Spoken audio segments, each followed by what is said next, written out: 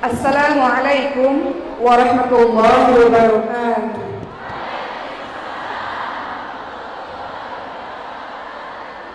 Alhamdulillahirabbil alamin wa bihi nasta'in 'ala umuri dunya waddin. Wassalatu wassalamu 'ala asyrafil anbiya'i wal mursalin wa 'ala alihi wa sahbihi ajma'in, amma ba'd. Rabbi shrah li sadri wa yassir li amri wahlul 'uqdatam min lisani yafqahu qawli. Amin amin ya rabbal alamin. Yang saya hormati pimpinan Majelis Gabur Rahmah Martapura Umi Syifa. Assalamualaikum Umi. Masya Allah sudah disambut dengan bunga yang sangat indah.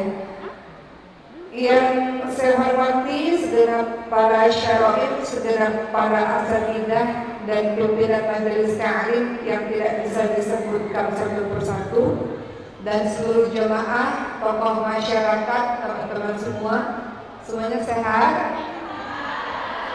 Alhamdulillah. Suara saya terdengar sampai belakang. Kalau terdengar yang paling belakang, jempolnya dinaikkan ke atas, boleh? Masya Allah, Masya Allah. Baik teman-teman semua, sebelum saya mulai, izinkan saya cerita. Saya baru saja mendarat tadi subuh, berangkat dari rumah sekitar pukul 4:30 pagi. Dan alhamdulillah Allah izinkan hari ini saya bertemu dengan teman-teman semua. Mohon doanya, insya Allah tanggal 14 September nanti, sebentar lagi, saya akan pindah untuk melanjutkan studi belajar ke Mesir. Jadi, dan bersama dengan anak-anak. Anak-anak akan pergi terlebih dahulu, seminggu lagi mereka akan pergi meninggalkan Indonesia untuk sekolah di Mesir. Kemudian saya menyusul kemudian di pertengahan September dan akan memulai hidup baru sebagai seorang pelajar di Mesir. Hal itu saya sampaikan karena itu artinya jadwal safari dakwah tentu tidak sama seperti ketika saya ada di Indonesia, karena saya akan lebih banyak berada di Mesir ketimbang di Indonesia. Mohon doanya dari teman-teman semua agar saya dan anak-anak dan kita semua bisa menuntut ilmu dengan baik sehingga bisa bermanfaat untuk diri kita maupun untuk orang lain, insya Allah. Nah, hari ini teman-teman semua langsung saja. Tema kita adalah muslimah dalam dakwah, kiprah muslimah dalam dakwah. Sebelum saya mulai, teman-teman tahu ada beberapa nama para sahabiah mungkin, para sahabat-sahabat Rasul atau wanita-wanita di zaman dulu atau sampai hari ini yang kiprahnya luar biasa. Bagaimana wanita-wanita ini menjalankan dakwah. Ingat, dakwah itu bukan hanya sekedar berdiri di podium dan berceramah, tidak. Dakwah dalam artian luas. Boleh sebutkan siapa-siapa saja kiprah wanita yang hebat ini yang teman-teman tahu? Pertama, mungkin kita bisa mengenalkan Sayyidatina Khadijah radhiyallahu anha. Beliau berdakwah dengan hartanya. Boleh nggak orang muslim itu jadi pedagang, pebisnis yang kaya raya, yang banyak uangnya? Boleh nggak kita ini kaya raya? Harus. Kenapa? Karena bangun pesantren butuh uang, bikin masjid memerlukan uang, ingin bantu anak-anak yang putus sekolah memerlukan uang, ingin mengobati orang-orang yang sakit memerlukan uang. Maka dakwah ini sulit berjalan kalau tidak ada support finansial. Maka Sayyidatina Khadijah radhiyallahu anha tampil untuk menjadi orang yang ikut turut support dakwahnya Nabi Muhammad sallallahu alaihi wasallam. Sama seperti kegiatan hari ini, teman-teman semua. Ada sewa gedung misalnya, ada transportasi yang mengantarkan saya dari bandara ke sini, ada mungkin nanti konsumsi dan sebagainya, semuanya butuh dana. Siapa yang support? Orang-orang di belakang layar. Ada orang-orang yang dengan perannya yang luar biasa memberikan sumbangsihnya dalam dakwah. Jadi dakwah dalam arti luas, dakwah mengajak orang lain kepada Allah, kiprahnya macam-macam. Bisa dengan berceramah seperti ini, bisa dengan yang lain-lain. Jadi Siti Khadijah adalah salah satu contoh bagi kita semua bagaimana kiprah beliau dalam membantu dakwah. Jadi kalau ada di sini teman-teman yang Allah anugerahkan rezeki yang berlebih, bantu agama Allah ini dengan uang yang kalian punya. Kalau teman-teman semua di sini punya tenaga, seperti volunteer pada hari ini, masya Allah, terima kasih para volunteer, membantu dakwah dengan tenaganya, kiprah para muslimah dengan tenaganya. Kalau memiliki ilmu yang luar biasa dengan berbagai macam ilmu, bantu agama Allah ini dengan ilmu yang kalian miliki. Begitulah. Jadi berkiprah, berkontribusi, lakukan sesuatu untuk agama Allah. Pertama Siti Khadijah. Yang kedua siapa lagi yang teman-teman tahu? Ada Siti Aisyah radhiyallahu anha. Siti Aisyah radhiyallahu anha, istri yang juga sangat dicintai Nabi. Beliau adalah seorang ahli hadis yang terkemuka, masya Allah. Beliau belajar betul dari sang suami Rasulullah SAW. Dan ketika Rasulullah SAW wafat, maka Siti Aisyah radhiyallahu anha menjelma menjadi guru bagi para sahabat-sahabat yang lainnya. Dakwah, kiprahnya Siti Aisyah radhiyallahu anha, seorang perempuan yang cerdas, yang menjadi guru bagi banyak orang. Siapa lagi kalau kita lihat berikutnya? Mungkin teman-teman pernah kenal namanya Syifa bin Abdullah. Asy-Syifa bin Abdullah. Siapa Asy-Syifa binti Abdullah? Siapa beliau? Asy-Syifa binti Abdullah seorang wanita yang cerdas, yang menjadi kebanggaan umat Islam pada masa itu. Bahkan Rasulullah SAW dan para sahabat sangat-sangat menghormati Asy-Syifa karena kecerdasannya. Beliau adalah seorang ulama perempuan di antara ulama-ulama pada masa itu. Asy-Syifa binti Abdullah. Sejak zaman jahiliyah, Asy-Syifa sudah pandai sekali membaca dan menulis, dikala banyak orang yang buta huruf pada masa itu. Lalu ketika Asy-Syifa masuk Islam, beliau mengajar istri-istri Rasulullah, salah satunya Sayyidah Hafsah radhiyallahu anha, mengajarkan Sayyidah Hafsah untuk bisa membaca dan menulis. Bahkan di zaman Sayyidina Umar bin Khattab radhiyallahu anhu, bahkan pada masa pemerintahan Sayyidina Umar bin Khattab radhiyallahu anhu, Sayyidina Umar menjadikan Asy-Syifa sebagai seorang pemimpin untuk urusan pasar. Lihatlah bagaimana kiprahnya Asy-Syifa, kecerdasannya menjadikan beliau seorang pemimpin yang dipercaya oleh para khalifah di masa itu. Siapa lagi? Mungkin ada kekinian dari zaman dulu. Ada namanya Fatimah Al-Fihri. Pernah dengar? Fatimah Al-Fihri. Apakah universitas Islam tertua di dunia, teman-teman semua? Ada yang tahu? Nama universitas tertua di dunia namanya adalah Universitas Al-Qawariyyin di Maroko. Universitas Al-Qawariyyin di Maroko ini didirikan hampir 859 tahun sebelum pendirian Al-Azhar Kairo. Jadi sudah ada universitas yang lebih tua 800 tahun sebelum adanya Universitas Al-Azhar Kairo. Oke. Siapa pendirinya? Pendirinya adalah seorang perempuan. Ternyata pendiri universitas pertama di dunia yang juga diakui oleh rekor dunia ya, di mana kampus tersebut adalah kampus atau universitas memberi gelar akademik pertama di dunia. Siapa dia? Pendirinya adalah Fatimah Al-Fihri, seorang perempuan. Kiprah atau peran dari Fatimah Al-Fihri berdakwahnya lewat pendidikan. Sayyidatina Khadijah berdakwahnya lewat bisnis. Sayyidatina Aisyah berdakwahnya lewat ilmu dan sebagainya. Jadi itu hanya beberapa contoh di antara banyak sekali contoh-contoh perempuan-perempuan hebat, kiprahnya, perannya, kontribusinya. Sekarang teman-teman tanya pada diri teman-teman semua, saya udah melakukan apa ya untuk agama ini? Semampu yang kita bisa. Kata Rasulullah SAW, khairun nas anfa'uhum linnas. Sebaik-baik orang yang bermanfaat untuk orang lain. Hidup ini tidak melulu tentang diri sendiri. Hidup ini juga berpikir tentang orang lain, tentang umat ini. Kemarin, saya cerita dulu sebelum saya masuk materi dakwah, boleh? Kemarin kita merayakan kemerdekaan Indonesia ke-79. Siapa di sini yang tidak upacara? Coba. Banyak nggak? Kenapa nggak upacara? Upacara setahun sekali loh. Nggak tahu di mana upacaranya ya? Kemarin saya menyampaikan pada teman-teman di pesantren, upacara itu 1 tahun 1 kali. Nggak seminggu sekali kayak SD kita dulu, sekolah kita dulu, nggak, 1 tahun 1 kali. Upacara itu sangat penting untuk menambah rasa cintamu kepada tanah air. Ketika kau hormat bendera, ada sesuatu terasa di dadamu bahwa kau akan berkontribusi untuk bangsa ini, untuk negara ini, untuk agama ini. Penting sekali upacara, jangan dilewati upacara nanti tahun depan ya ibu-ibu sekalian, teman-teman sekalian ya. Karena membangun rasa cinta tanah air, membangun rasa semangat untuk berkontribusi. Tadi saya katakan hidup ini bukan melulu tentang diri sendiri, hidup ini mikirin juga juga gimana ya agar orang lain baik bareng-bareng. Bangsa ini baik sama-sama. Miliki rasa kepedulian itu teman-teman semua. Kenapa? Karena umat Islam bukan umat yang mikirin diri sendiri, bukan. Allah Subhanahu wa taala berfirman, "Kuntum khairu ummah ukhrijat lin-nas ta'muruna bil ma'ruf wa tanhauna 'anil munkar." Kamu sekalian adalah umat terbaik.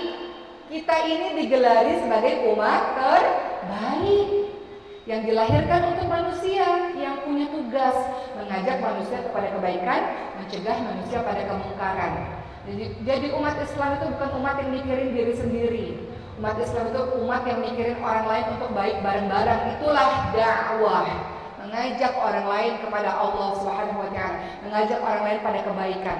Kalau diri sendiri malas-malas, upacara kemarin malas-malas, gimana bisa berkontribusi? Upacara aja nggak dianggap sebagai sesuatu yang penting untuk menambah nasionalisme kita misalnya. Saya mau teman-teman semua baca bareng-bareng sama saya surah Al-'Asr. Semuanya sudah hafal kan? Kita baca bareng-bareng wal 'asr dan sampai habis. Nanti saya akan jelaskan bagaimana peran kita, teman-teman semua, bahwa peran kita bukan hanya mengurusi diri sendiri, tapi ada peran dakwah. Boleh baca bareng-bareng? A'udzu billahi minasy syaithanir rajim. Bismillahirrahmanirrahim. Wal 'asr. Innal insana lafi khusr. Illal ladzina amanu wa 'amilus solihati wa tawasaw bil haqqi wa tawasaw bis sabr.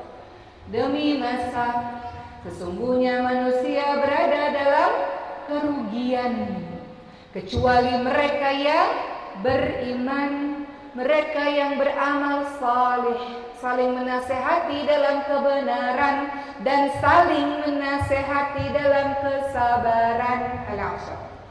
Kalau kita mentadaburi Al-'Asr, ternyata hidup ini nggak melulu soal beriman dan beramal saleh untuk diri sendiri, tapi juga dakwah, saling menasehati dalam kebenaran, saling menasehati dalam kesabaran.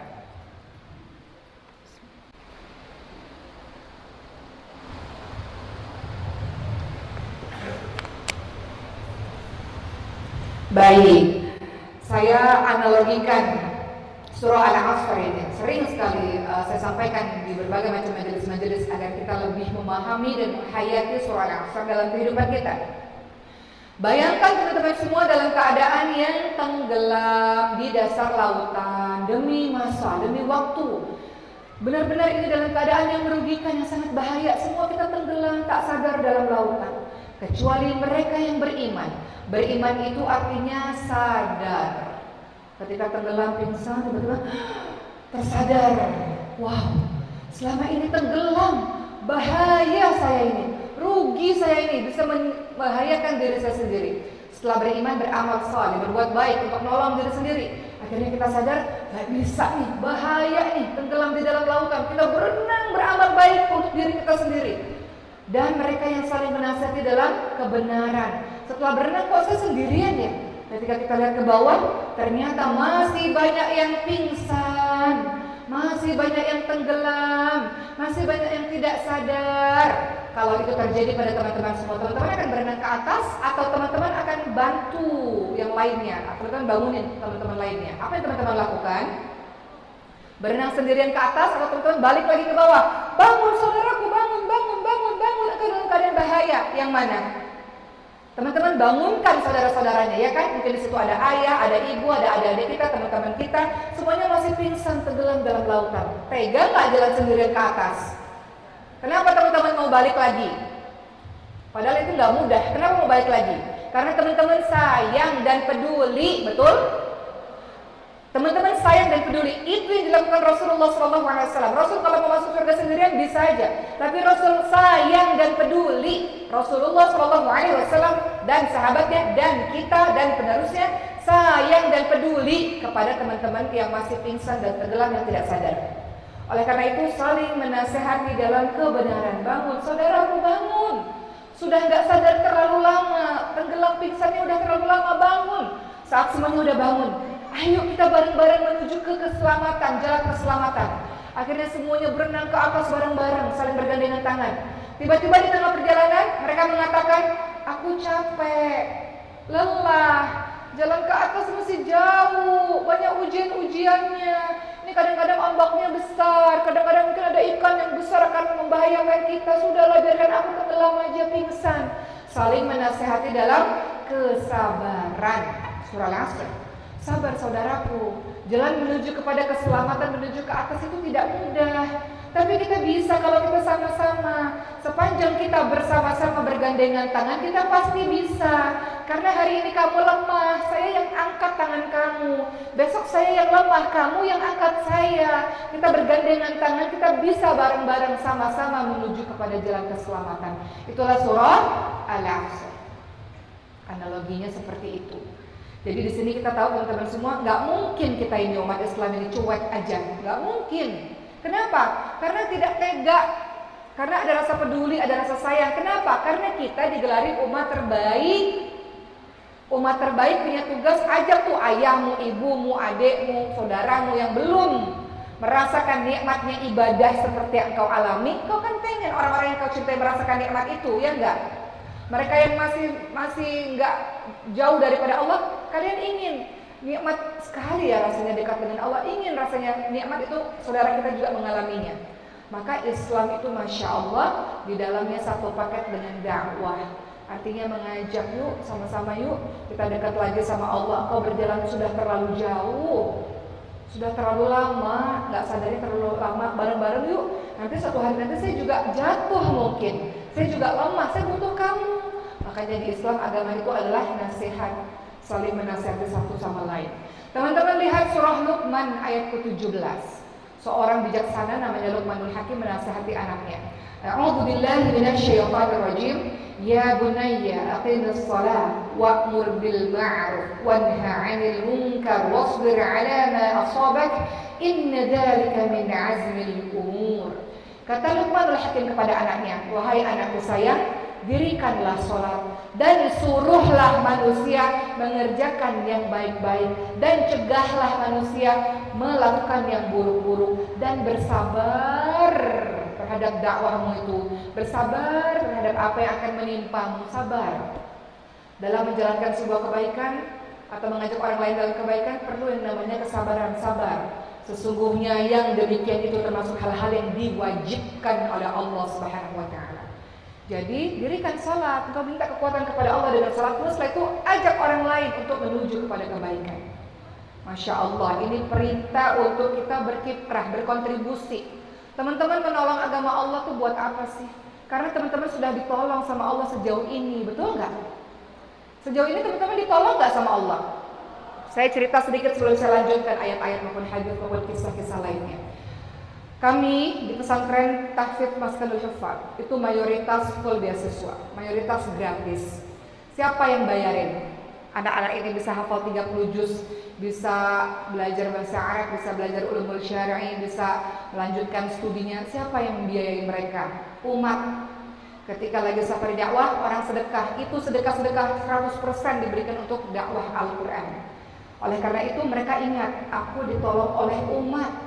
Seringkali yang sodakoh itu mungkin lebih miskin, mungkin lebih fakir, mungkin nggak punya, tapi bersodakoh, Masya Allah. Sodakoh bukan perkara orang mampu, tapi orang mau. Betul nggak teman-teman semua? Banyak orang mampu, pelit, kikir, medit. Tapi orang yang mau, mungkin hartanya nggak banyak, tapi mau sodakoh. Allah nggak lihat nominal, kan Allah lihat keikhlasan. Maka teman-teman ini mengatakan, dulu aku dibantu oleh umat, insya Allah giliran satu hari nanti aku membantu umat. Aku ditolong oleh Allah berkali-kali dalam kehidupanku. Aku harus menolong agama Allah Subhanahu wa taala dengan kemampuan yang aku bisa. Maka sama seperti teman-teman semua di sini. Allah bantu teman-teman enggak sih? Allah kasih teman-teman, enggak usah jauh-jauh. Kita mendapatkan kemerdekaan 79 tahun, teman-teman bisa belajar dengan tenang, di tempat yang nyaman, tempat yang ada kipas anginnya, Masya Allah. Kita merasakan kebebasan, menuntut ilmu dengan nyaman. Ternyata sampai hari ini masih ada saudara-saudara kita yang belum merdeka, masih terjajah. Teman-teman yang ada di Palestina sana. Dari situ aja udah bisa bersyukur, ya Allah, Allah tolong kita ya Allah. Ini nikmat nggak? Bisa menuntut ilmu dengan tenang, nikmat nggak teman-teman semua? Allah kirimkan saya untuk datang bertemu dengan teman-teman tanpa teman-teman jauh-jauh pergi ke Jakarta. Siapa yang membuat Allah itu menggerakkan, Oki harus pergi ke sini ya? Ini di mana nih namanya nih? Martapura. Oki harus pergi ke Martapura ya? Mungkin di antara teman-teman, mungkin saya nggak tahu. Ada di antara teman-teman yang berdoa pengen deh datang ke kajiannya Uma Oki. Mungkin ada di antara teman-teman semua. Tanpa teman-teman jauh-jauh pergi kemana-mana, Allah yang datengin saya ke sini berdiri dan duduk di hadapan teman-teman semua, masya Allah. Itu nikmat yang teman-teman harus syukuri. Saya pun begitu, nikmat masya Allah bertemu dengan teman-teman semua. Saya nggak tahu di antara teman-teman semua mungkin ada yang mengatakan masya Allah senang hari ini. Lalu teman-teman mendoakan saya dan itu menolong kehidupan saya. Sebelum saya lanjutkan ceramah, saya cerita sedikit. Waktu ibu saya tahun lalu koma setelah selesai haji 11 hari di rumah sakit di Mekah pada saat itu, dan beliau sudah tidak bernafas sekitar 5-7 menit, tidak berdetak jantungnya. Dokter katakan nggak mungkin, kalaupun bertahan 0,00 sekian persen, kalaupun bertahan pakai alat sumber hidup. Sekarang ibu saya sehat walafiat, alhamdulillah. Apa kata teman saya? Teman mengatakan, Oki, mungkin di antara orang-orang yang pernah bertemu denganmu ada doa-doa mereka, yang doa-doa itu menolong ibu kamu. Karena kalau bergantung pada doa sendiri nggak mungkin, susah teman-teman semua. Maksudnya iya minta sama Allah, nggak mungkin betul kita minta sama Allah, tapi saya perlu doa dari banyak orang. Jadi mereka katakan mungkin ada orang-orang yang mendoakanmu. Maka masya Allah, alhamdulillah teman-teman semua. Jadi itulah sebabnya kita nggak ada sendirian ya, dimana kita memerlukan teman-teman kita untuk saling mendoakan satu sama lain. Baik, kita kembali lagi pada materi kita tentang kiprah dakwah seorang muslimah. Di antara bentuk cinta adalah kita menginginkan kebaikan pada orang lain sebagaimana kita ingin orang lain seperti kita. Teman-teman punya nikmat, ya Allah, nikmat ya bisa baca Quran. Itu nikmat loh. Gak semua orang mendapatkan kenikmatan itu. Gak semua orang berlama-lama dengan Quran. Kita inginkan orang yang kita cintai mendapatkan nikmat. Apa yang kita dapatkan? Nikmat hidayah. Nikmat kita bisa bermunajat kepada Allah dengan luar biasa. Kita inginkan orang lain merasakan nikmat itu. Kenapa teman-teman ingin orang lain merasakan nikmat itu, nikmat hidayah itu? Kenapa? Karena kita cinta dan peduli kepadanya. Jadi ini menunjukkan bahwa tidak ada pilihan lain. Umat Islam, umat terbaik memang ditugaskan oleh Allah untuk berkontribusi, menolong agama Allah, mengajak orang lain kepada jalan Allah Subhanahu wa taala. Berikutnya teman-teman semua, ya, ada perkataan dari seorang ulama. Dikatakan, nasihat adalah engkau suka jika saudaramu memiliki apa yang engkau miliki. Engkau bahagia sebagaimana engkau ingin yang lain pun bahagia. Engkau juga merasa sakit ketika mereka saudaramu itu disakiti. Engkau bersikap baik dengan mereka sebagaimana engkau suka diperlakukan seperti itu. Seorang mukmin itu biasa menutup aib saudaranya. Seorang mukmin itu biasa menasehatinya. Sedangkan pelaku dosa biasa membuka aib dan menjelek-jelekkan saudaranya. Itu sebabnya sebenarnya di dalam Islam kalau kita ingin berdakwah atau mengajak orang lain, dakwah bukan tugas ustazah ustadz doang ya teman-teman semua yang berdiri di atas podium, tidak. Dakwah itu adalah peran kita semua. Seorang ibu adalah da'iyah untuk anak-anaknya, betul? Untuk keluarganya. Teman-teman da'iyah untuk teman-teman yang lainnya, saling menasihati dalam kebenaran dan kesabaran seperti surah Al-Asr yang kita baca tadi. Imam Hasan Al-Basri berkata, sesungguhnya hamba yang dicintai di sisi Allah adalah yang mencintai Allah lewat hambanya dan mencintai hamba Allah karena Allah. Di muka bumi dia pun memberi nasihat pada orang lain, bukan cuek, bukan nggak peduli sama sekali. Ada satu negeri yang diazab oleh Allah. Kenapa? Ada orang solih di dalamnya, tapi orang solihnya nggak berfungsi. Orang solihnya nggak mengingatkan teman-teman yang lainnya. Allah azab semuanya, termasuk orang-orang solih di dalamnya. Engkau punya tugas untuk mengajak orang lain pada kebaikan. Kenapa engkau diam saja?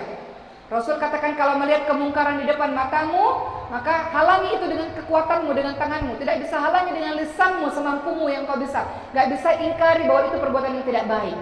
Maka kita lihat banyak sekali tempat-tempat yang diazab oleh Allah. Kenapa? Karena orang baiknya gak berfungsi. Kemana wahai engkau orang baik? Kenapa engkau diam saja? Kenapa engkau tidak lakukan sesuatu? Kenapa engkau tidak ingatkan saudaramu semampumu? Kenapa engkau diam saja? Maka Allah azab negeri tersebut disebabkan engkau tidak berbuat apa-apa.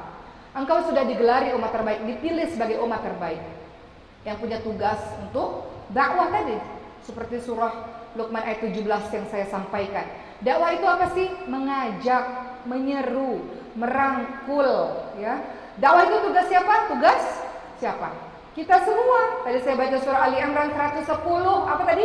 A'udzubillahi minasyaitonir rajim. Kuntum khairu ummah ukhrijat lin-nas ta'muruna bil ma'ruf wa tanhauna 'anil munkar. Kamu sekalian adalah umat terbaik yang dilahirkan untuk manusia, menyuruh pada yang ma'ruf, mencegah pada yang mungkar dan beriman kepada Allah.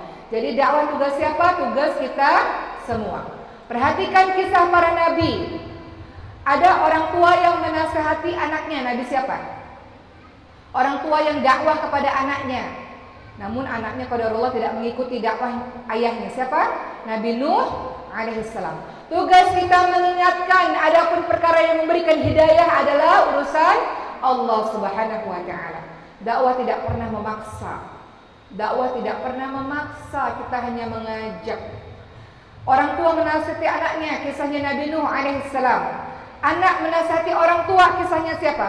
Nabi Ibrahim alaihissalam yang menasihati ayahnya. Suami yang menasihati istri, kisahnya siapa? Nabi Lut alaihissalam. Istri yang menasihati suami, kisahnya siapa? Asiyah kepada Firaun. Kakak menasihati adik, kisah antara Habil dan Qabil. Kemudian keponakan menasihati pamannya, walaupun akhirnya di penghujung hidupnya tidak beriman, siapa? Nabi Muhammad SAW kepada Abu Thalib. Lihatlah teman-teman semua, semuanya mengingatkan walaupun hasil akhir adalah milik Allah Subhanahu wa taala. Jadi teman-teman sekarang berpikir, saya akan berdakwah kepada siapa ya? Anakkah? Suamikah? Ada loh di antara kita yang istrinya rajin ngaji, suaminya boro-boro, nggak pernah pegang Quran, nggak pernah datang ke masjid. Ada nggak? Allah kirimkan teman-teman, Allah kirimkan ibu untuk berdakwah untuk suaminya dengan cara yang ma'ruf, dengan cara yang baik. Allah kirimkan teman-teman semua untuk berdakwah. Ada di sini bukan asli orang sini, transmigran, mungkin dari daerah Jawa, dari daerah Sumatera, mungkin ada. Mungkin ada satu maksud di mana Allah ingin teman-teman mewarnai dengan nilai-nilai dakwah misalnya, atau penduduk sini asli mungkin mewarnai teman-teman yang lainnya. Jadi dakwah tugas semuanya. Adapun hidayah mutlak milik Allah Subhanahu wa taala. Dalam surah Al-Qasas ayat 56, sesungguhnya kamu tidak akan dapat memberikan petunjuk kepada orang yang kamu sayangi, tetapi Allah lah yang memberikan petunjuk kepada orang yang Allah kehendaki, dan Allah lebih mengetahui orang-orang yang mau menerima petunjuk. Tugasmu mengingatkan saja dan berdoa maksimal untuk diri sendiri dan untuk orang lain. Adapun hidayah mutlak milik Allah. Dalam surah Al-Baqarah ayat 213, Allah memberikan hidayah kepada siapa yang Allah kehendaki kepada jalan yang lurus. Pertanyaannya, kenapa harus berdakwah? Kenapa harus melakukan kontribusi? Kenapa harus melakukan sesuatu? Teman-teman semua, saya ketemu dengan seorang ibu berusia 70 tahun. Dalam safari dakwah ini ketemu dengan banyak orang. Kata beliau, saya ini udah 30 tahun jadi ketua majelis ta'lim, kata beliau. Setiap kali mau ditukar, orang-orang gak mau, maunya saya. Dan saya juga ada mengurus anak-anak yatim dan yang lain-lain. Kemudian beliau bilang satu perkataan yang membuat saya terharu. Kata beliau, setiap saya bangun pagi rasanya gelisah kalau belum membantu orang lain. Setiap bangun pagi rasanya gelisah kalau belum menolong agama Allah. Saat bangun pagi rasanya gelisah kalau belum berkontribusi. Dalam seharian rasanya jadi orang yang gak berguna kalau belum melakukan sesuatu yang bermanfaat. Seharusnya kita semua sudah sampai pada level itu. Jangan mikirin diri sendiri terus menerus, padahal kita digelari umat terbaik. Ada satu fase di mana hidup teman-teman seimbang. Diri sendiri iya harus dipikirin, keluarga paling utama. Namun kiprahmu apa? Kontribusimu apa? Apa yang bisa kau lakukan untuk menolong agama Allah ini? Engkau sudah ditolong berkali-kali oleh Allah Subhanahu wa taala. Balas kebaikan Allah itu dengan cara apa? Dengan cara ajak orang-orang mengenal Allah Subhanahu wa taala. Kata Rasulullah apa? Barang siapa di antara kamu melihat kemungkaran, ubah dengan tangan, tidak sanggup ubah dengan lisan, tidak sanggup ubah dengan hati, ingkar itu perbuatan buruk, dan sedemikian itu adalah selemah-lemahnya iman. Teman-teman perhatikan surah At-Taubah ayat 71.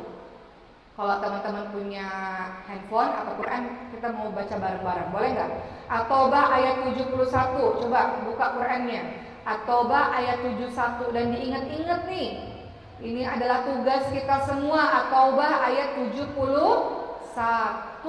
Ada yang belum ngaji hari ini? Kita ngaji bareng-bareng, tadi udah ngaji al-asr kan? Sekarang kita baca surah At-Taubah 71. Orang Islam harus ada Quran di tas atau punya aplikasi Quran di handphone. Kalau enggak, engkau selama ini baca Qurannya gimana? Kadang-kadang kita di luar, enggak selamanya ada di dalam rumah. Quran itu harus ada di tas atau di aplikasi handphonemu. Sudah ketemu teman-teman semua? At-Taubah 71, kita baca bareng-bareng. A'udzu billahi minasy syaithanir rajim. Bismillahirrahmanirrahim. Wal mu'minuna wal mu'minatu ba'duhum awliya'u ba'd. Ya'muruna bil ma'ruf wa yanhauna 'anil munkar wa yuqimuna as-salata wa yu'tuna az-zakah wa yuti'una Allaha wa rasulahu ulaika sayarhamuhumullah innallaha 'azizun hakim. Sadaqallahul azim. Apa artinya? Perhatikan baik-baik. Orang-orang yang beriman, laki-laki dan perempuan, sebagian mereka menjadi penolong bagi sebagian yang lain. Mereka menyuruh pada perbuatan-perbuatan baik dan mencegah pada perbuatan-perbuatan buruk. Mereka melaksanakan salat, mereka menunaikan zakat, dan mereka taat kepada Allah dan Rasul-Nya. Merekalah yang akan diberikan rahmat oleh Allah Subhanahu wa ta'ala. Allah menjadikan amar ma'ruf nahi munkar, Allah menjadikan mengajak pada kebaikan dan mencegah pada kemungkaran sebagai pembeda antara orang-orang mukmin dan orang-orang munafik. Orang-orang mukmin punya tugas amar ma'ruf nahi munkar. Ciri-ciri yang paling istimewa dari orang-orang mukmin, orang-orang beriman adalah amar ma'ruf nahi munkar. Itu orang-orang beriman. Karena kata Allah apa? Orang-orang beriman dalam surah Taubah 71. Laki-laki dan perempuan punya tugas dakwah. Jadi yang membedakan antara orang munafik dan orang beriman adalah amar ma'ruf nahi munkar. Engkau tidak bisa sholat sendirian, nggak bisa masuk surga sendirian teman-teman semua. Kalau semua orang berpikir begitu, tidak akan pernah Islam menyebar kemana-mana. Kalau Rasulullah berpikir begitu, nggak ada Islam kita kenal sampai hari ini teman-teman semua. Jadi ciri orang beriman salah satunya amar ma'ruf nahi munkar. Sekarang saya mau sampaikan, apa sih keutamaan kita berdakwah? Ingat ya, dakwah itu bukan ceramah ya teman-teman semua. Dakwah dengan harta, dakwah dengan tenaga, dakwah ketika peranmu sebagai seorang ibu, sebagai seorang istri, sebagai seorang saudara. Bahkan kalau saya boleh cerita, saya waktu di rumah sakit, saya didakwahi oleh para dokter. Waktu anak saya yang keempat namanya Sulaiman, Allah anugerahkan kelainan langka. Waktu lahir tidak nangis, 2 minggu di NICU. Kata dokter, Bu Oki, kami ini para dokter sedang berusaha mencari anak ibu ini kenapa. Kita akan periksa dengan belasan dokter dari atas kepala sampai ujung kaki. Tapi kami minta tolong untuk Bu Oki terus minta sama Allah, terus berdoa sama Allah agar Allah kasih kemampuan kepada kami untuk mengetahui anak ini kenapa. Karena namanya kelainan langka 1:30.000 itu tidak mudah menentukan atau menegakkan diagnosa anak ini kenapa. Jadi dokternya dakwah, dokternya mengatakan tolonglah kami dengan minta kepada Allah agar Allah memberikan ilmu kepada kami untuk kami bisa menemukan penyakit atau kelainan anak ini kenapa. Dokter tersebut mengatakan minta terus kepada Allah. Lagi dakwah beliau, lagi ngingetin saya untuk minta kepada Allah. Lagi ngingetin saya yang nolong tuh bukan dokter, yang bisa nyembuhin bukan dokter. Dokter hanya perantara saja. Kira-kira dokter tersebut dakwah nggak kepada saya? Dakwah. Ketika ibu saya di rumah sakit yang saya bilang di ICU selama 11 hari, apa kata dokter? Secara logika manusia berat untuk bertahan. Tapi Ibu Oki punya Allah katanya. Apapun yang tidak mungkin jadi mungkin. Di ICU semua hal bisa terjadi. Ada yang kita sangka tak bertahan tiba-tiba sehat. Di ICU ada 3 hal kemungkinan terjadi. Pertama, nggak bertahan. Kasus ibu kamu sulit, berat kata beliau. Kedua, kalaupun bertahan pakai alat seumur hidup. Ketiga, tiba-tiba sembuh. Dan gak ada yang gak mungkin bagi Allah Subhanahu wa ta'ala. Ada Ka'bah di depan sana. Minta kepada Allah, jangan lupa sedekah lebih dulu. Ini kata dokter, saya ingat banget. Sedekah lebih dulu dan kemudian engkau minta kepada Allah di sepertiga malam terakhir, di waktu terbaik di depan Ka'bah. Minta kepada Allah. Gak ada yang gak mungkin bagi Allah. Ini dokter lagi dakwah gak kepada saya? Adik saya cerita. Adik saya dokter bu, namanya dokter Cindy. Beliau cerita, waktu aku lagi tugas di pulau, di sebuah pulau, nganterin pasien, ini pasien lagi kecelakaan bu, berdarah-darah. Pasien mau dibawa ke rumah sakit besar pakai perahu atau pakai kapal kecil perahu gitu ya. Pakai kapal kecil untuk sampai ke rumah sakit di sana dan gelombangnya tuh kencang sekali. Ini orang lagi luka berat, lagi kecelakaan luka berat. Maka kata dokter Cindy, kata adik saya, itu di perahu sebenarnya beliau juga pusing ya karena kan perahunya luar biasa dengan gelombang yang sangat besar. Beliau katakan sebenarnya saya pribadi pun juga ada rasa khawatir dan takut kalau terjadi apa-apa. Kata beliau, namun saya katakan pada pihak keluarga, Bapak istighfar ya Pak, kita bareng-bareng, astagfirullahaladzim, kita zikir ya Pak, bareng-bareng ya Pak. Kata beliau begitu. Akhirnya saya ingat, dokter juga adalah seorang da'iyah. Betul teman-teman semua? Semua profesi kita teman-teman semua. Bahkan pedagang-pedagang pun bisa menjadi seorang da'i dan da'iyah. Jadi artinya apa? Tugas kita ngingetin orang lain kepada Allah. Apapun peran kita sebagai ibu rumah tangga kek, sebagai pekerjaan-pekerjaan yang lainnya kek, ajak orang menuju kepada Allah Subhanahu wa ta'ala. Begitu teman-teman semua. Itu kiprah kita harusnya ya. Jadi sekarang saya mau bahas keutamaan dakwah. Sekarang teman-teman sudah tahu dakwah itu apa. Tugas kita semua ngajak orang kepada kebaikan. Keutamaan yang berdakwah itu apa? Pertama, engkau adalah umat terbaik. Engkau betul-betul merealisasikan kalimat bahwa engkau umat terbaik tadi dalam surah Ali Imran 110. Kedua, orang-orang yang mengajak orang lain pada Allah, engkau mau megang atau engkau melakukan sebuah perkataan yang terbaik.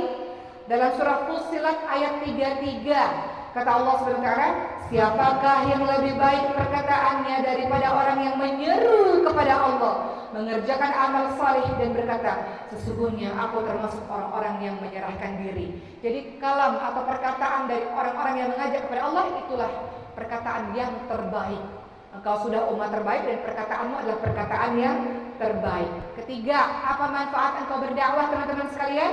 Engkau mendapatkan pahala dari orang yang mengikutimu tanpa mengurangi pahala mereka.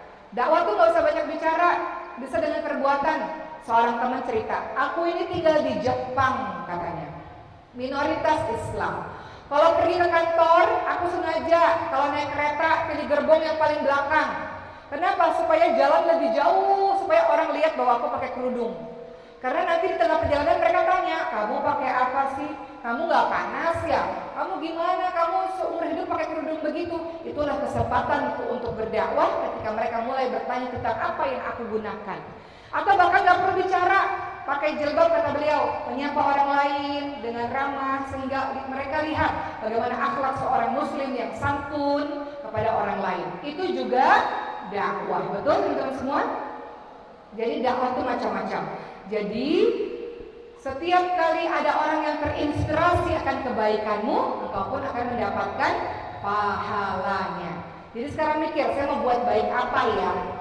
Teman-teman harus jadi inspirator kebaikan demi kebaikan. Kan teman-teman doa. Doanya apa? Rabbana hab lana min azwajina wa dzurriyyatina qurrata a'yun waj'alna lil muttaqina imama. Jadikan aku pemimpin bagi orang-orang bertakwa. Artinya jadikan aku inspirator kebaikan untuk orang lain ya Allah. Jadikan orang lain kalau melihat aku tuh ada yang dicontoh, kebaikanku tuh ada yang dicontoh. Entah dari pakaianku, dari cara bicaraku, dari perbuatanku, jadi contoh. Ibu jadi contoh buat anak-anak.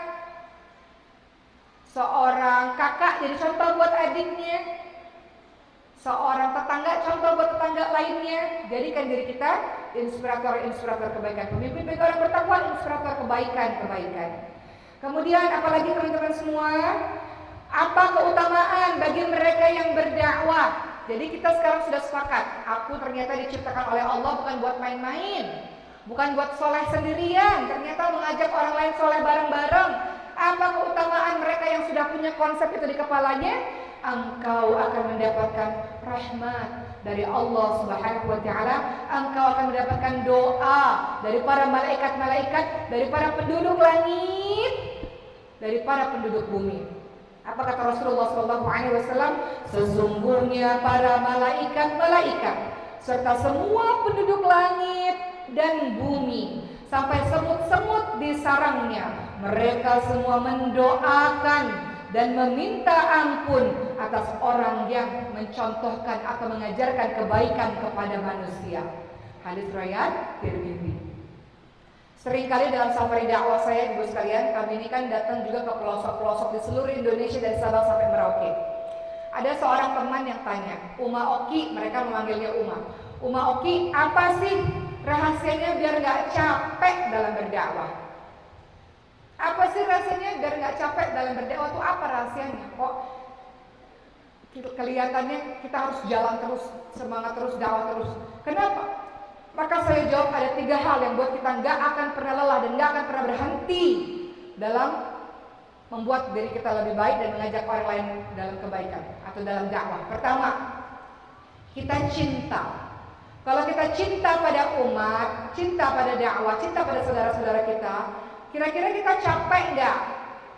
Ibu-ibu ketika berbuat baik ngurusin anaknya, kenapa masih ngurusin? Padahal kadang-kadang capek karena cinta, betul? Kenapa Rasulullah mau capek-capek ninggalin tanah airnya, terbunuhlah para sahabat-sahabatnya, kesedihan yang luar biasa. Kenapa mesti capek-capek berdakwah? Karena cinta. Guru saya pernah mengatakan, Oki, kalau kamu ceramah, datang ke satu tempat, pandang wajah umatnya Rasulullah SAW ini, hambanya Allah ini dengan penuh cinta. Karena dakwah itu adalah cinta. Asas dakwah adalah cinta. Karena engkau peduli, maka di dalamnya ada cinta. Engkau tidak akan pernah lelah dalam memberikan kebaikan karena atau penyebabnya adalah kalau engkau cinta. Kedua, kalau engkau lillah, karena Allah. Kalau engkau karena Allah, teman-teman, engkau tidak akan capek karena engkau tidak berharap balasan dari manusia. Teman-teman yang sudah menikah, punya suami, kadang-kadang suami menyakiti hati teman-teman semua. Tapi teman-teman masih berbuat baik. Kenapa? Karena teman-teman melakukan kebaikan bukan untuk suami, tapi lillah, karena Allah. Karena teman-teman tahu tidak ada kebaikan yang sia-sia. In ahsantum ahsantum li anfusikum. Kebaikan kembali pada dirimu sendiri. Faman ya'mal mithqala dzarratin khairan yarah. Kebaikan sebiji zarah Allah akan balas. Jadi semua kebaikan yang engkau lakukan bukan untuk orang lain. Kebaikan yang kau lakukan untuk dirimu sendiri karena Allah. Allah yang membalasnya. Jadi kalau kita berbuat baik, orang lain gak menghargai, gak ada masalah. Orang lain gak memuji-muji, orang lain gak mengapresiasi, gak ada masalah. Balasan dari manusia itu sedikit, teman-teman semua. Tapi kalau Allah yang sudah balas, pernah gak merasakan? Teman-teman berbuat baik lillah, gak peduli mau dipuji ke, gak dipuji, dilihat, gak peduli. Balasan manusia gak ada artinya sedikit. Tapi kalau Allah yang balas, keberkahan yang teman-teman rasakan. Pernah gak ngalamin itu? Kemarin teman-teman dari pesantren baru cerita, Masya Allah, betul-betul di pesantren Tahfiz ini banyak sekali keberkahan. Keberkahan itu bukan soal duit ya ibu sekalian, bukan soal uang. Keberkahan itu tiba-tiba dari yang sakit jadi sembuh, dari rumah tangga berantakan jadi baik, dari banyak hutang tiba-tiba Allah lunasi. Itu semua keberkahan teman-teman. Jadi jangan pernah berhitung matematika kalau untuk urusan kebaikan-kebaikan. Allah yang balas. Allah janji semua kebaikan 10 sampai 700 kali kali lipat. Allah janji, nggak ada yang sia-sia ketika engkau menolong agama Allah atau menolong hambanya Allah, menolong umatnya Rasulullah. Tugas kita berbuat baik aja. Jangan pernah berpikir kenapa dia nggak berbuat baik padaku. Itu cuma balasan manusia, nggak ada artinya. Tapi kalau engkau sudah lillah karena Allah, engkau tidak akan pernah lelah dalam berbuat baik, betul? Maka syarat kedua, kalau ingin terus semangat dalam hari-hari berbuat baik atau berdakwah, lillah karena Allah. Ketiga, bisa kalau engkau bersama-sama. Kita manusia biasa, teman-teman semua. Kadang-kadang kita capek, kadang-kadang kita lemah, kadang-kadang ada ujian dahsyat menimpa kehidupan kita. Kita nggak mau bergerak lagi. Tapi kita bisa kalau kita berada dalam circle orang-orang soleh, circle orang-orang baik. Bisa kalau kita bersama-sama. Gitu ya, teman-teman semua. Kemudian, apa yang harus kita miliki kalau kita ingin membuat diri kita baik dan mengajak orang lain baik? Ada 3. Pertama, ilmu. Ilmu. Bagaimana sesuatu yang kosong bisa mengisi orang lain. Itu sebabnya kenapa kita wajib untuk terus menuntut ilmu dunia, ilmu agama. Wajib. Teman-teman belajar tiap hari. Cari halakoh-halakoh Quran, kayak kajian-kajian tafsir, kayak fikih, kayak apapun. Belajar tiap hari. Teman-teman yang sudah menikah nggak ada alasan. Jangan nonton seharian drakor atau nonton apa seharian. 24 jam ada waktu yang engkau sisihkan untuk menuntut ilmu, untuk belajar. Engkau ini kan seorang ibu atau calon ibu. Gimana bisa mengajar anak-anak kalau kosong? Teko yang isinya kosong, gimana bisa menuangkan air? Maka karakteristik yang harus dimiliki oleh orang-orang yang berdakwah atau orang-orang yang mengajak orang lain pada kebaikan, pertama ilmu, kedua lemah lembut. Dakwah itu bukan menghakimi, teman-teman semua. Dakwah itu bukan didasari rasa benci. Dakwah itu karena kau sayang dan cinta kepadanya. Makanya kata Imam Syafi'i rahimahullah, kalau engkau ingin menasihati seseorang, jangan di depan orang lain. Kalau di depan orang lain namanya engkau mempermalukannya. Tapi kalau engkau ingin betul-betul merubah dia, private, betul-betul engkau dan dia saja. Beritahukan apa kekurangan dan kesalahan dia. Jangan jatuhkan wibawanya di depan orang lain. Teman-teman yang sudah menikah, jangan bertengkar suami istri depan anak-anak, depan orang lain. Jangan kau saling menjatuhkan wibawa satu sama lain. Private ngomong sendiri dalam kamar misalnya. Ketiga, karakteristik para pendakwah, kita semua dai dan daiyah. Ingat, kakak berdakwah untuk adik, istri berdakwah untuk suami, anak berdakwah untuk orang tua. Tadi sudah dikasih contohnya para nabi-nabi. Kita semuanya punya tugas karena kita umat terbaik. 3 karakteristik yang harus kita miliki: ilmu, lemah lembut, dan sabar. Merubah orang tidak seperti surat bim salabim langsung berubah. Dulu teman-teman berhijrah dari nggak pakai jilbab jadi pakai jilbab. Berproses nggak? Teman-teman belajar Quran berproses nggak? Maka hargai proses setiap orang yang mau menuju kepada jalan kebaikan. Ada orang yang iseng, kamu pakai jilbab dilepas-lepas, dasar kerdus, kerudung dusta katanya. Jangan mengata-ngatai orang lain, teman-teman semua. Dia lagi berproses. Maka hargai proses orang lain yang sedang menuju kepada Allah Subhanahu wa taala, dan ingat, lemah lembut, dakwah dari hati sampai ke hati. Nabi Musa ketika berdakwah kepada Firaun lemah lembut tidak? Apa kata Allah? Qaulal layyina. Lemah lembut ya kalau ngomong. Itu sama Firaun. Teman-teman di belakang kedengaran suara saya? Jempolnya naikin? Oke. Teman-teman, Rasulullah SAW ketika dakwah kepada Firaun, kata Allah, qaulal layyina, ngomongnya yang lembut ya. Yang lembut. Itu pada Firaun. Kenapa kau kasar pada saudaramu sendiri? Saudaramu bukan sejahat Firaun. Jangan kasar, jangan keras. Fabima rahmatin minallahi linta lahum wa law kunta faddan ghalidhal qalbi lanfaddu min hawlik. Sebab rahmat Allah kau berlemah lembut. Kalau kau keras dan kasar, orang-orang pergi menjauh daripadamu, teman-teman semua. Tidak keras, tidak kasar, tegas iya, tapi tidak keras, tidak kasar. Lemah lembut, dasar dakwah adalah cinta. Maka pada kesempatan kali ini saya mengajak teman-teman semua, tumbuhkan semangat untuk engkau peduli kepada yang lain-lain. Sekarang berpikir, Mungkin orang tuaku belum dekat kepada Allah, mungkin adikku belum dekat kepada Allah, belum bisa mereka baca Quran, belum sholat 5 waktunya belum betul. Berarti aku yang ditugaskan oleh Allah untuk berdakwah kepada keluargaku, untuk berdakwah kepada sekitar, kepada tetangga, kepada sekelilingku. Miliki semangat begitu. Dan ingat, doa dulu. Doanya apa? Rabbi shrahli sadri wa yassirli amri wahlul 'uqdatam min lisani yafqahu qawli. Ya Allah, lapangkanlah dadaku ya Allah, supaya ketika menyampaikan ini lapang dadanya, tenang dalam menyampaikan, tidak ada apa-apa di hati ini. Lapangkanlah dadaku ya Allah, mudahkanlah urusanku ya Allah, dan lepaskan kekakuan dari lidahku ya Allah, supaya mereka mengerti perkataanku. Minta sama Allah, Allah yang memberikan hidayah dan petunjuk. Sebelum doa orang lain, doa untuk diri sendiri terlebih dahulu. Ya Allah, ya muqallibal qulub, tsabbit qalbi ala dinik. Wahai Allah yang maha membolak-balikkan hati, tetapkan, kokohkan, istiqamahkan hati kami ini ya Allah atas agamamu ya Allah. Doa untuk diri sendiri terlebih dahulu agar engkau istiqamah, dan kemudian di waktu yang bersamaan kau ajak orang lain.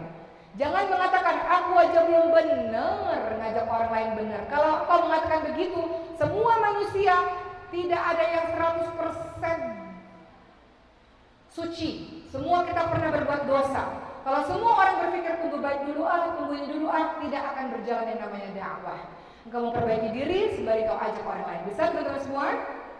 Alhamdulillah. Ceramah saya sudah usai. Saya mau tayangkan video kepada teman-teman semua.